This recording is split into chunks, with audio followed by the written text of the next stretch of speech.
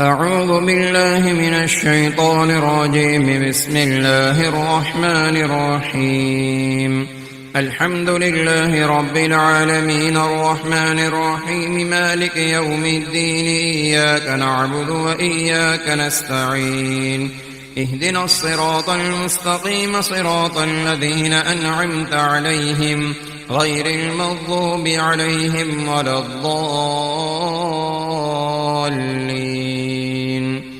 بسم الله الرحمن الرحيم. ألف لام ميم. ذلك الكتاب لا ريب فيه هدى للمتقين الذين يؤمنون بالغيب ويقيمون الصلاة ومما رزقناهم ينفقون والذين يؤمنون بما أنزل إليك وما أنزل من قبلك وبالآخرة هم يوقنون أولئك على هدى من ربهم وأولئك هم المفلحون. إن الذين كفروا سواء عليهم أأنذرتهم أم لم تنذرهم لا يؤمنون ختم الله على قلوبهم وعلى سمعهم وعلى أبصارهم غشاوة ولهم عذاب عظيم. ومن الناس من يقول آمنا بالله وباليوم الآخر وما هم بمؤمنين يخادعون الله والذين آمنوا وما يخدعون إلا أنفسهم وما يشعرون. في قلوبهم مرض فزادهم الله مرضا ولهم عذاب أليم بما كانوا يكذبون. وإذا قيل لهم لا تفسدوا في الأرض قالوا إنما نحن مصلحون ألا إنهم هم المفسدون ولكن لا يشعرون. وإذا قيل لهم آمنوا كما آمن الناس قالوا أنؤمن كما آمن السفهاء ألا إنهم هم السفهاء ولكن لا يعلمون. وإذا لقوا الذين آمنوا قالوا آمنا وإذا خلوا إلى شياطينهم قالوا إنا معكم إنما نحن مستهزئون الله يستهزئ بهم ويمدهم في طغيانهم يعمهون. أولئك الذين اشتروا الضلالة بالهدى فما ربحت تجارتهم وما كانوا مهتدين. مثلهم كمثل الذي استوقد نارا فلما أضاءت ما حوله ذهب الله بنورهم وتركهم في ظلمات لا يبصرون. سم بكم عمي فهم لا يرجعون. أو كصيب من السماء فيه ظلمات ورعد وبرق يجعلون أصابعهم في آذانهم من الصواعق حذر الموت والله محيط بالكافرين. يكاد البرق يخطف أبصارهم كلما أضاء لهم مشوا فيه وإذا أظلم عليهم قاموا ولو شاء الله لذهب بسمعهم وأبصارهم إن الله على كل شيء قدير. يا أيها الناس اعبدوا ربكم الذي خلقكم والذين من قبلكم لعلكم تتقون الذي جعل لكم الأرض فراشا والسماء بناء وأنزل من السماء ماء فأخرج به من الثمرات رزقا لكم فلا تجعلوا لله أندادا وأنتم تعلمون. وإن كنتم في ريب مما نزلنا على عبدنا فأتوا بسورة من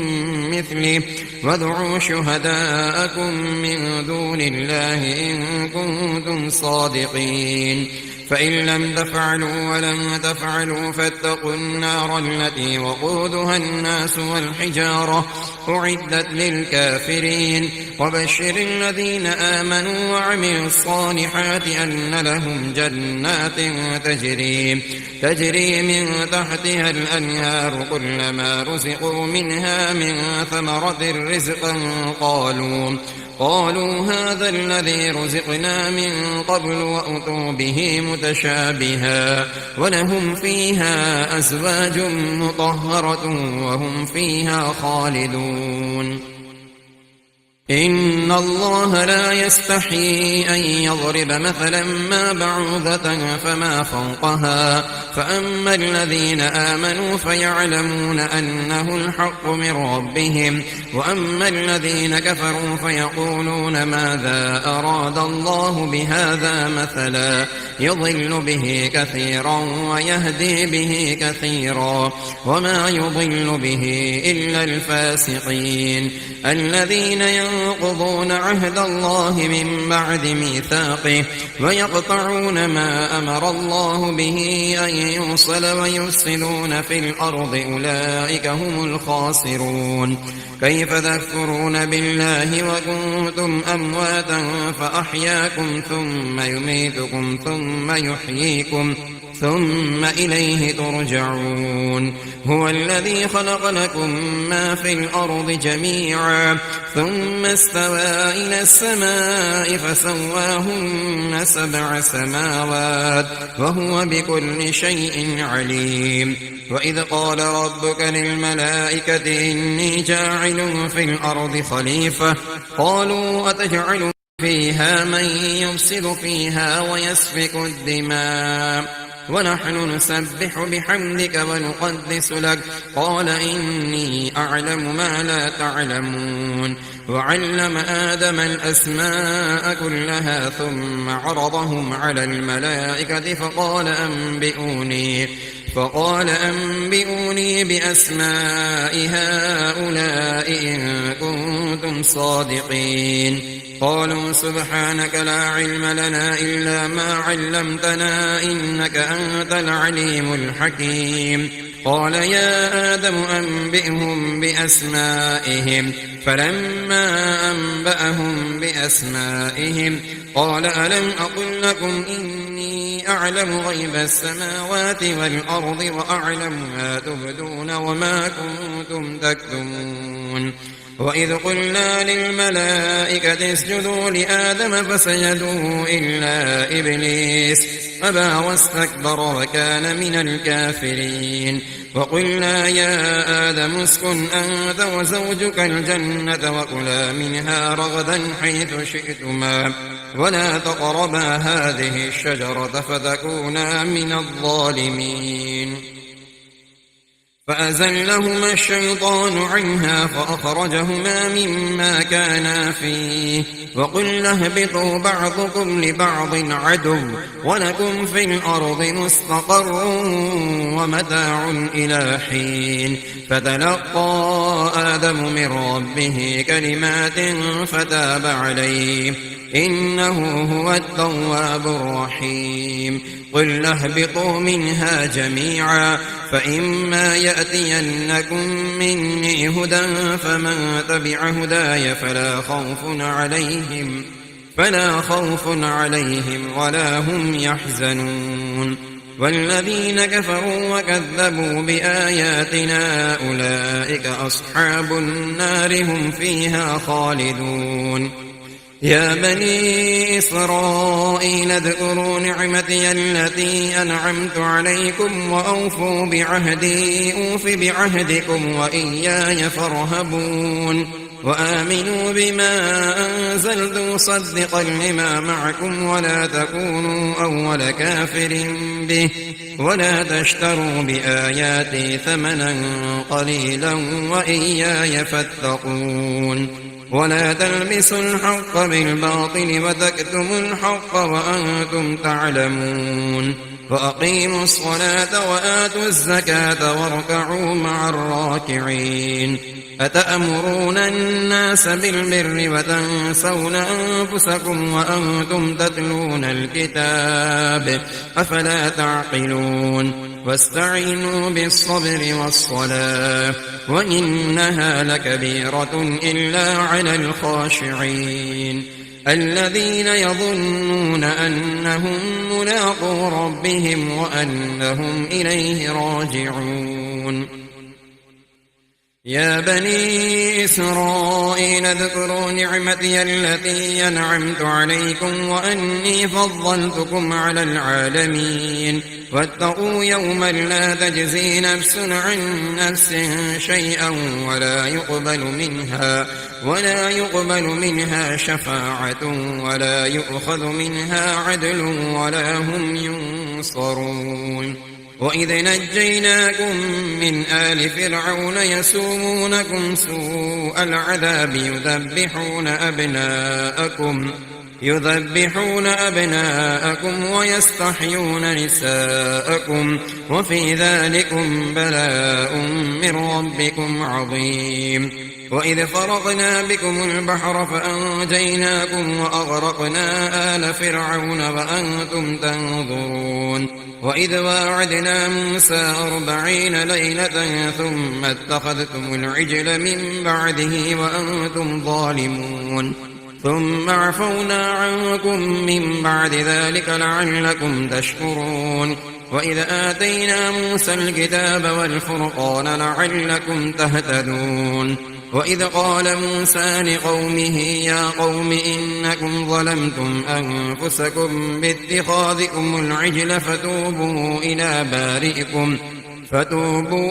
إلى بارئكم فاقتلوا أنفسكم ذلكم خير لكم عند بارئكم فتاب عليكم إنه هو التواب الرحيم وإذ قلتم يا موسى لن نؤمن لك حتى نرى الله جهرة فأخذتكم الصاعقة وأنتم تنظرون ثم بعثناكم من بعد موتكم لعلكم تشكرون وظللنا عليكم الغمام وأنزلنا عليكم المن والسلوى كلوا من طيبات ما رزقناكم وما ظلمونا ولكن كانوا أنفسهم يظلمون وإذ قلنا ادخلوا هذه القرية فكلوا منها حيث شئتم رغدا وادخلوا الباب سجدا وقولوا حطة نغفر لكم خطاياكم وسنزيد المحسنين فبدل الذين ظلموا قولا غير الذي قيل لهم فأنزلنا على الذين ظلموا رجزا من السماء بما كانوا يفسقون وإذ استسقى موسى لقومه فقلنا اضرب بعصاك الحجر فانفجرت منه 12 عينا قد علم كل أناس مشربهم كلوا واشربوا من رزق الله ولا تعثوا في الأرض مفسدين وإذ قلتم يا موسى لن نصبر على طعام واحد فادع لنا ربك يخرج لنا مما تنبت الأرض من بقلها وقثائها وفومها وعدسها وبصلها قال أتستبدلون الذي هو أدنى بالذي هو خير اهبطوا مصرا فإن لكم ما سألتم وضربت عليهم الذلة والمسكنة وباءوا بغضب من الله ذلك بأنهم كانوا يكفرون بآيات الله ويقتلون النبيين بغير الحق ذلك بما عصوا وكانوا يعتدون إن الذين آمنوا والذين هادوا والنصارى والصابئين من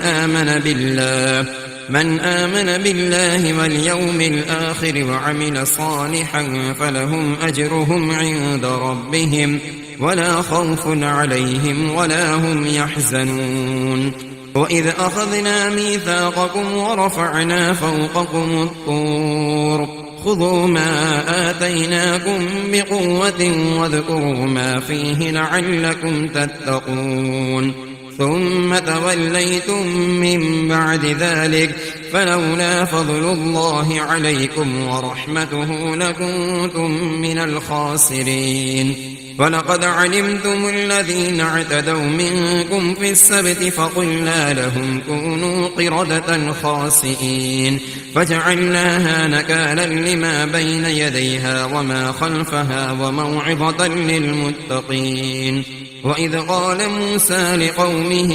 إن الله يأمركم أن تذبحوا بقرة قالوا أتتخذنا هزوا قال أعوذ بالله أن أكون من الجاهلين قالوا ادع لنا ربك يبين لنا ما هي قال إنه يقول إنها بقرة لا فارض ولا بكر عوان بين ذلك فافعلوا ما تؤمرون قالوا ادع لنا ربك يبين لنا ما لونها قال إنه يقول إنها بقرة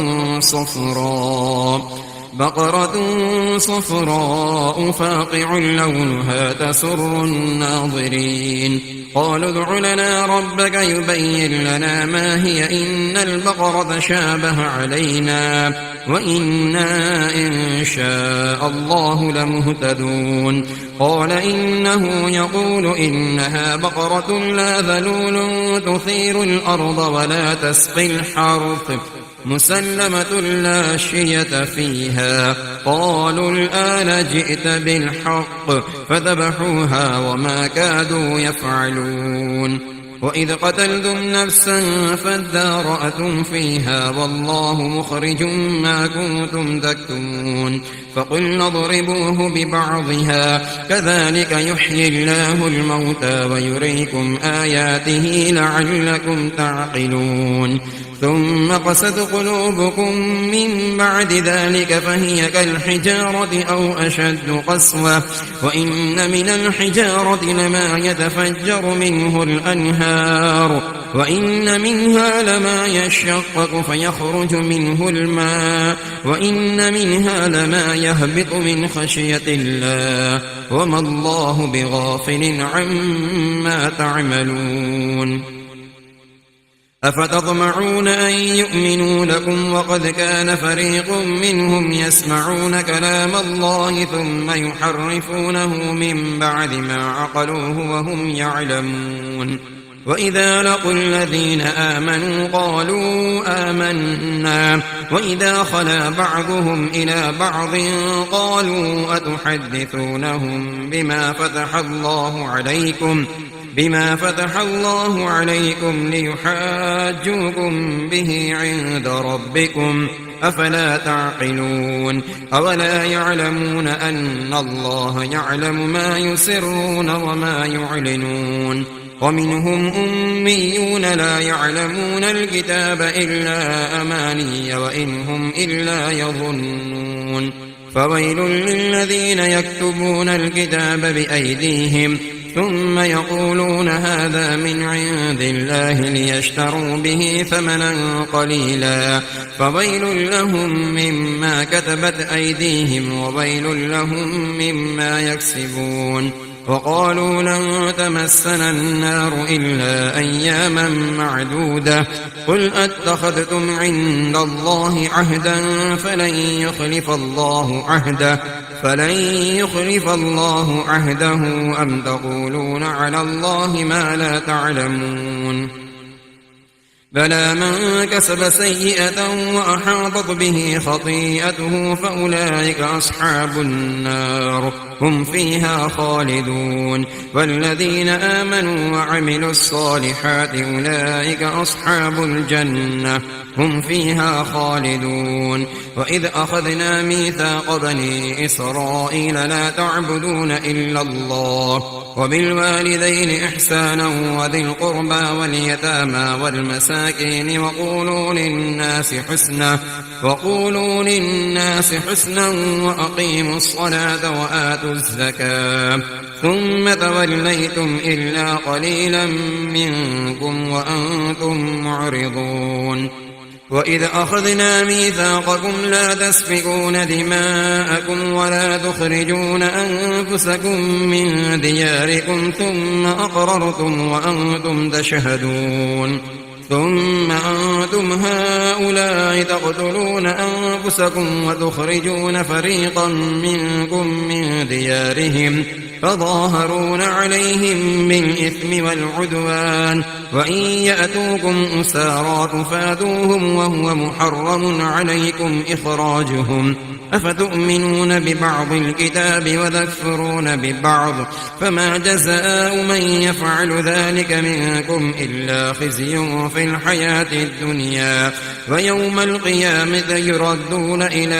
أشد العذاب وما الله بغافل عما تعملون أولئك الذين اشتروا الحياة الدنيا بالآخرة فلا يخفف عنهم العذاب ولا هم ينصرون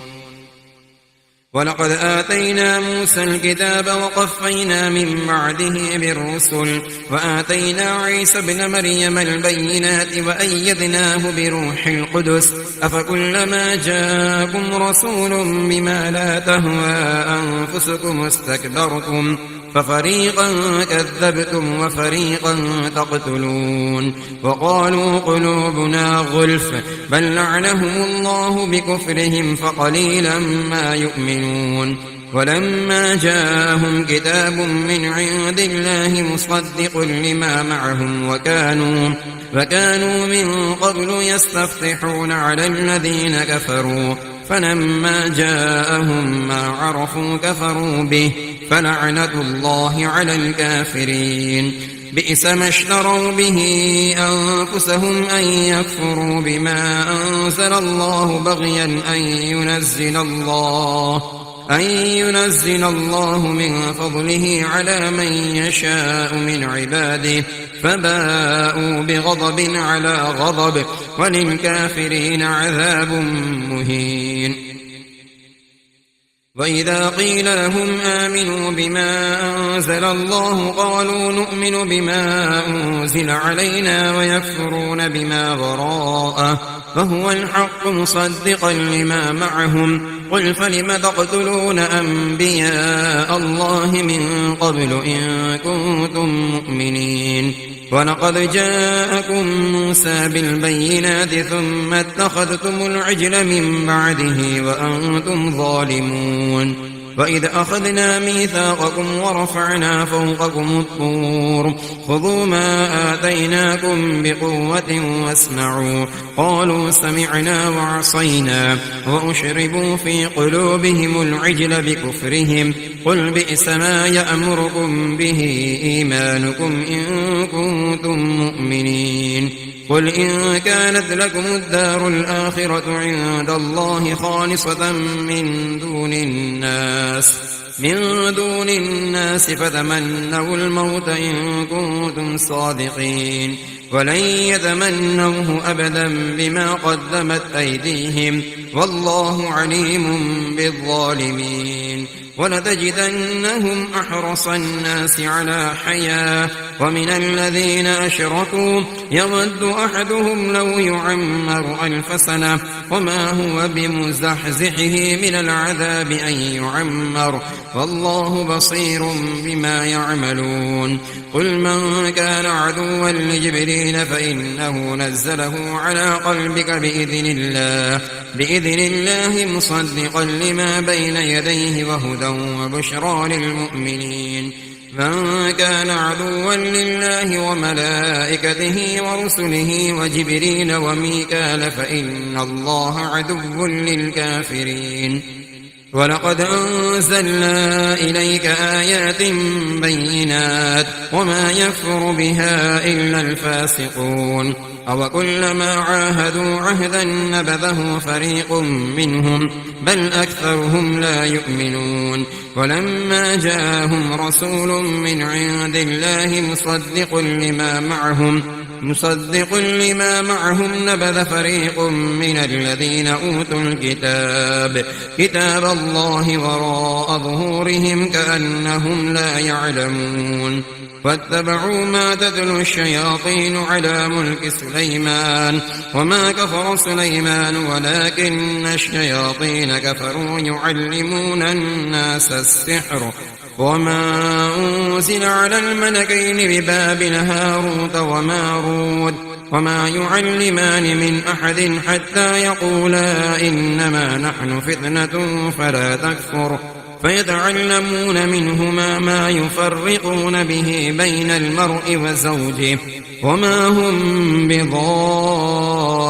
به من أحد إلا بإذن الله ويتعلمون ما يضرهم ولا ينفعهم ولقد علموا لمن اشتراه ما له في الآخرة من خلاق ولبئس ما شروا به أنفسهم لو كانوا يعلمون ولو أنهم آمنوا واتقوا لمثوبة من عند الله خير لو كانوا يعلمون يا أيها الذين آمنوا لا تقولوا راعنا وقولوا انظرنا واسمعوا وللكافرين عذاب أليم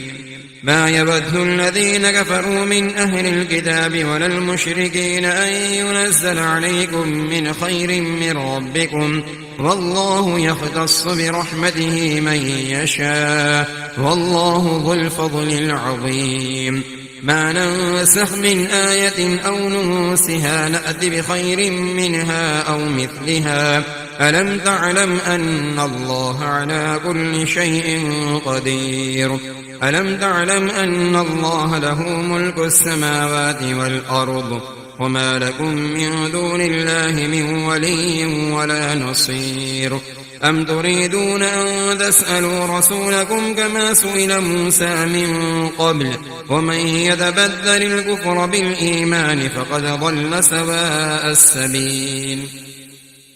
ود كثير من أهل الكتاب لو يردونكم من بعد إيمانكم كفارا حسدا من عند أنفسهم من بعد ما تبين لهم الحق فاعفوا واصفحوا حتى يأتي الله بأمره إن الله على كل شيء قدير وأقيموا الصلاة وآتوا الزكاة وما تقدموا لأنفسكم من خير تجدوه عند الله إن الله بما تعملون بصير وقالوا لن يدخل الجنة إلا من كان هودا أو نصارى تلك أمانيهم قل هاتوا برهانكم إن كنتم صادقين بلى من أسلم وجهه لله وهو محسن فله أجره عند ربه ولا خوف عليهم ولا هم يحزنون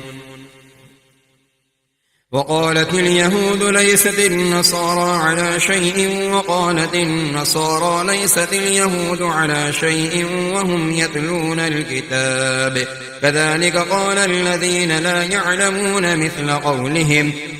فالله يحكم بينهم يوم القيامة فيما كانوا فيه يختلفون ومن أظلم ممن منع مساجد الله أن يذكر فيها اسمه وسعى في خرابها أولئك ما كان لهم أن يدخلوها إلا خائفين لهم في الدنيا خزي ولهم في الآخرة عذاب عظيم ولله المشرق والمغرب فأينما تولوا فثم وجه الله إن الله واسع عليم وقالوا اتخذ الله ولدا سبحانه بل له ما في السماوات والأرض كل له قانتون بديع السماوات والأرض وإذا قضى أمرا فإنما يقول له كن فيكون وقال الذين لا يعلمون لولا يكلمنا الله أو تأتينا آية كذلك قال الذين من قبلهم مثل قولهم تشابهت قلوبهم قد بينا الآيات لقوم يوقنون إنا أرسلناك بالحق بشيرا ونذيرا ولا تسأل عن أصحاب الجحيم ولن ترضى عنك اليهود ولا النصارى حتى تتبع ملتهم قل إن هدى الله هو الهدى ولئن اتبعت أهواءهم بعد الذي جاءك من العلم ما لك من الله من ولي ولا نصير الذين آتيناهم الكتاب يتلونه حق تلاوته أولئك يؤمنون به ومن يكفر به فأولئك هم الخاسرون يا بني إسرائيل اذكروا نعمتي التي أنعمت عليكم وأني فضلتكم على العالمين واتقوا يوما لا تجزي نفس عن نفس شيئا ولا يقبل منها عدل ولا تنفعها شفاعة ولا هم ينصرون وإذ ابتلى إبراهيم ربه بكلمات فأتمهن قال إني جاعلك للناس إماما قال ومن ذريتي قال لا ينال عهد الظالمين وإذ جعلنا البيت مثابة للناس وأمنا واتخذوا من مقام إبراهيم مصلى وعهدنا إلى إبراهيم وإسماعيل أن طهرا بيتي للطائفين والعاكفين والركع السجود وإذ قال إبراهيم رب اجعل هذا بلدا آمنا وارزق أهله من الثمرات من آمن منهم بالله واليوم الآخر قال ومن كفر فأمتعه قليلا ثم أضطره إلى عذاب النار وبئس المصير وإذ يرفع إبراهيم القواعد من البيت وإسماعيل ربنا تقبل منا إنك أنت السميع العليم ربنا واجعلنا مسلمين لك ومن ذريتنا أمة مسلمة لك وأرنا مناسكنا وتب علينا إنك أنت التواب الرحيم ربنا وابعث فيهم رسولا منهم يتلو عليهم آياتك ويعلمهم الكتاب والحكمة ويزكيهم إنك أنت العزيز الحكيم ومن يرغب عن ملة إبراهيم إلا من سفه نفسه ولقد اصطفيناه في الدنيا وإنه في الآخرة لمن الصالحين إذ قال له ربه أسلم قال أسلمت لرب العالمين ووصى بها إبراهيم بنيه ويعقوب يا بني إن الله اصطفى لكم الدين فلا تموتن إلا وأنتم مسلمون أم كنتم شهداء إذ حضر يعقوب الموت إذ قال لبنيه ما تعبدون من بعدي قالوا نعبد إلهك وإله آبائك إبراهيم وإسماعيل وإسحاق إلها واحدا ونحن له مسلمون تلك أمة قد خلت لها ما كسبت ولكم ما كسبتم ولا تسألون عما كانوا يعملون وقالوا كونوا هودا أو نصارى تهتدوا قل بل ملة إبراهيم حنيفا وما كان من المشركين قولوا آمنا بالله وما أنزل إلينا وما أنزل إلى إبراهيم وإسماعيل وإسحاق ويعقوب والأسباط وما أوتي موسى وعيسى وما أوتي النبيون من ربهم لا نفرق بين أحد منهم ونحن له مسلمون فإن آمنوا بمثل ما آمنتم به فقد اهتدوا وإن تولوا فإنما هم في شقاق فسيكفيكهم الله وهو السميع العليم صبغة الله ومن أحسن من الله صبغة ونحن له عابدون قل أتحاجوننا في الله وهو ربنا وربكم ولنا أعمالنا ولكم أعمالكم ونحن له مخلصون أم تقولون إن إبراهيم وإسماعيل وإسحاق ويعقوب والأسباط كانوا هودا أو نصارى قل أأنتم أعلم أم الله ومن أظلم ممن كتم شهادة عنده من الله وما الله بغافل عما تعملون تلك أمة قد خلت لها ما كسبت ولكم ما كسبتم ولا تسألون عما كانوا يعملون.